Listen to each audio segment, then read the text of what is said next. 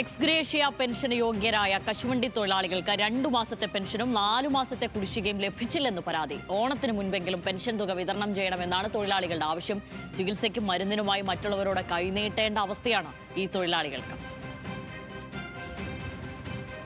അസുഖങ്ങളും അവശതകളും കാരണം സർവീസ് കാലാവധിക്ക് മുൻപ് വിരമിക്കുന്ന തൊഴിലാളികൾക്കാണ് എക്സ്ഗ്രേഷ്യ പെൻഷൻ വിതരണം ചെയ്യുന്നത്.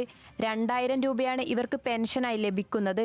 കൊല്ലം ജില്ലയിൽ ഏകദേശം 1000-ഓളം തൊഴിലാളികളാണ് പെൻഷന് അർഹരായിട്ടുള്ളത്. ഓരോ വർഷം കഴിയുമ്പോഴും എക്സ്ഗ്രേഷ്യ പെൻഷൻകാരുടെ എണ്ണം വർദ്ധിക്കാറുണ്ട്.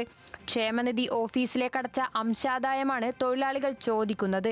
മുൻ സർക്കാർ കുടിശ്ശിക തീർത്ത് നൽകാൻ 1 കോടി രൂപ അനുവദിച്ചിരുന്നു. ഈ സർക്കാരാണ് അത് വിതരണം ചെയ്യേണ്ടതെന്ന് CITU ജില്ലാ സെക്രട്ടറി S. ജയമോഹൻ പറഞ്ഞു. 60 വയസ്സ് തികയുന്നതിന് മുമ്പ് എന്തെങ്കിലും രോഗങ്ങൾ പിടിപെട്ട് വിരമിക്കേണ്ടതായി വന്നാൽ അവർക്ക് പെൻഷൻ നൽകുന്നതിന് വേണ്ടി ഏർപ്പെടുത്തിയിരിക്കുന്ന പദ്ധതിയാണ് എക്സ്ഗ്രേഷ്യ പെൻഷൻ എന്ന് പറയുന്നത്. ആ പെൻഷനിൽ കുറച്ച് കുടിശ്ശികയുണ്ട്. 993 പേർക്കാണ് ആ കുടിശ്ശികയുള്ളത്.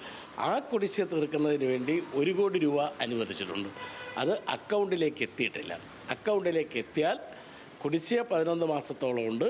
5-6 മാസത്തെ കുടിശ്ശിക തീർത്ത് കൊടുക്കാനുള്ള ഫണ്ട് എത്തുക കൂടി ചെയ്യും. അതേസമയം മുൻവർഷങ്ങളിലെ 4 മാസത്തെ കുടിശ്ശിക തുക വിതരണം ചെയ്യുന്നതിന് പ്രത്യേകം തുക അനുവദിക്കണം. 2022 അന്നത്തെ ധനകാര്യമന്ത്രി KN ബാലഗോപാലിന്റെ ഇടപെടലിനെ തുടർന്ന് പ്രത്യേക ഉത്തരവ് പ്രകാരമാണ് പെൻഷൻ അനുവദിച്ചു തുടങ്ങിയത്. അന്ന് 2 കോടി രൂപയാണ് അനുവദിച്ചത്.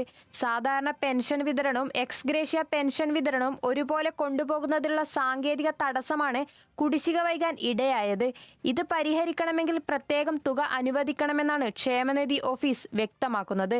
ന്യൂസ് മലയാളം, കൊല്ലം.